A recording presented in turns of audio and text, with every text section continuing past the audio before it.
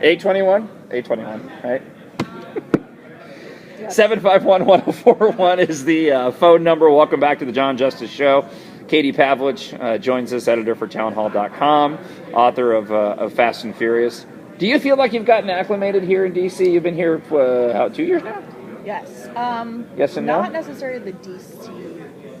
area. I mean, the area maybe. I live in Northern Virginia. Okay. So I have more rights there. Okay. So that's why I live there. D.C., probably not. I still get lost. Yeah. But D.C. is a cool city. It's a very beautiful city. And so, we're in DuPont Circle here today. And it's an interesting area. Very gay pride-ish. Yeah. So I'm sure they weren't a fan of Chick-fil-A. But yeah, I mean, I'm somewhat acclimated. I usually go to Capitol Hill, my office, and Northern Virginia area. So not so much, but at least a little bit. And you were saying you still got your regular gig you got to do today. Yeah, I still gotta work for my regular living. job. My boss pays me for a reason, I guess. So Now get back into what you were just talking about. right. So we had this email from Mark Chape, who is named in this report as being heavily responsible, to Bill Newell, also named as heavily responsible for this program, that we reported last year, July of 2011, that says, Bill, can you see if these guns were all purchased from the same gun dealer? And at the same time, we're looking at anecdotal cases to support a demand letter on long gun multiple sales, right? Okay. More gun control. Going through these documents, I found at least 3 more emails talking about this would be a great opportunity to push for gun control. This is a great opportunity to push for more multiple sales. And so for them, people have been saying all along that that's a crazy thing to even think about. Well, I have 3 emails in addition to the one we had before saying another time to address multiple sales on long guns issue. Another time to address multiple sales on long gun issue. Would be a really great time to address this issue. And so then, also, Kenneth Melson. I don't mean to laugh. It's just right, come Kenneth on. Melson, the former acting ATF director, also in a lot of hot water as a result of this report, sent a detailed memo to Eric Holder asking for approval of these new long gun reporting measures last year. Or not last year, right before Brian Terry was killed.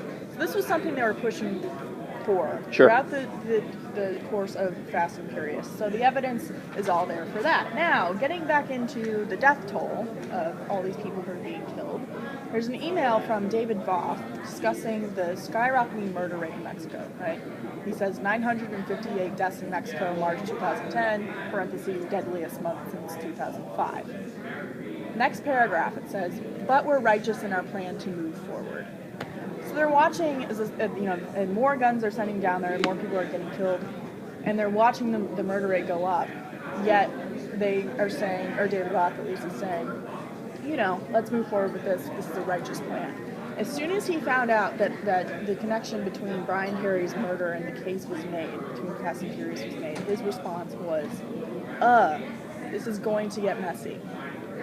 So not a response of, this is horrible, right? What were we thinking? Right. This is terrible. This is going to be, how are we going to tell his family? Yeah. It was a response immediately of annoyance and irritation. Oh, this because sucks. Their case had been, basically thrown because, a federal agent was killed. Not to mention, they were ignoring the fact that all these Mexican citizens were getting killed and didn't care. Right. And then one of our very own people that got killed, it was more of a sense of annoyance. And so that's the initial things that I pulled out of the report. But I'll have things coming up in the next 3 weeks, going through thousands of documents. Well, and I hate to look at it this way, but it's almost as if the more you get, at least the impression that I get, it's like the more information that you get, it's almost getting to the point where it's harder. I don't want to say harder to craft the argument, but it's like there's so many moving parts. Right.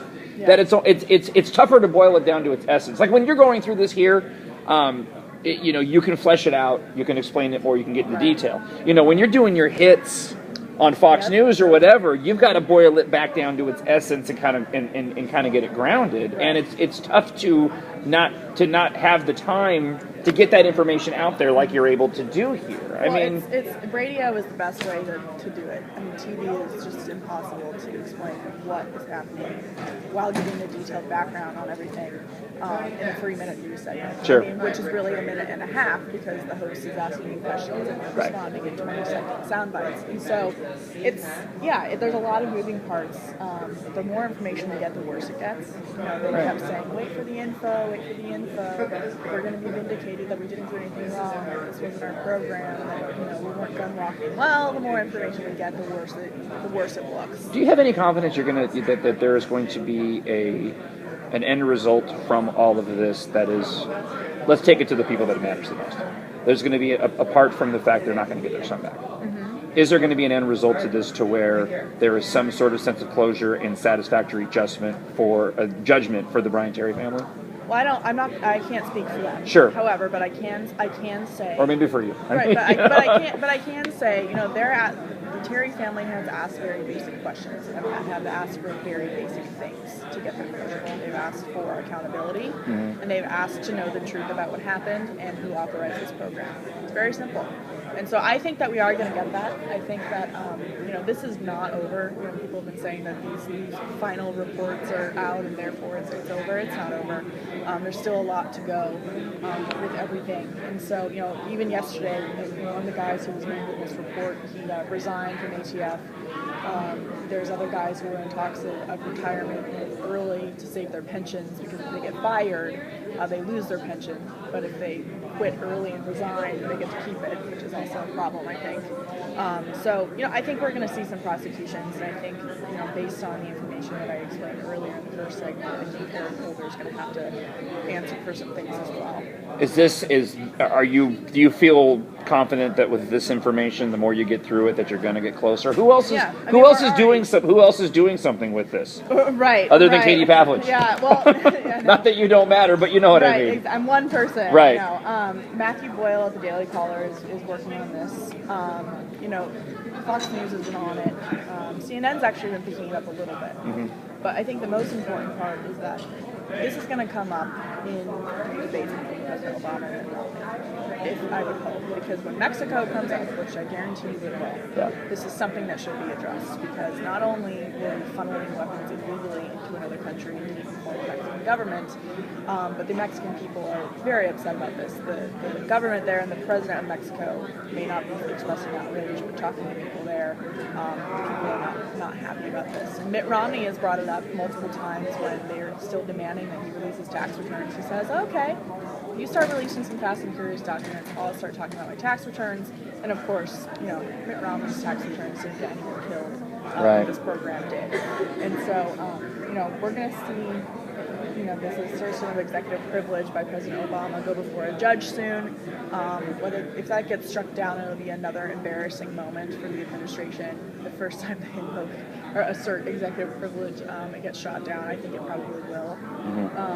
Unless, of course, they have more involvement than they're willing to admit. And, of course, let's not forget that there are at least 3 national security advisors at the White House, including the senior advisor to President Obama on Latin America, getting emails about this program. And so there's still a lot to go. Yeah. First of 3 reports. The first report was 200 pages long with attachments of 2,000 documents. This is the bottom line is that this is something that could have gone away a long time ago. Right. But they're making it into an election issue by delaying it up to this point. We're going to have videos of my conversations with Katie up on the website at 1041thetruth.com and the John Justice Show Facebook page later today. I'm trying to bring Katie back on a little bit later on. Richard Miniature, author. You've heard his name in the media lately. We're going to have him coming up next as we broadcast live from Washington, D.C. from the Defending the American Dream Summit. It's the John Justice Show on 1041 The Truth, Tucson's News Talk FM.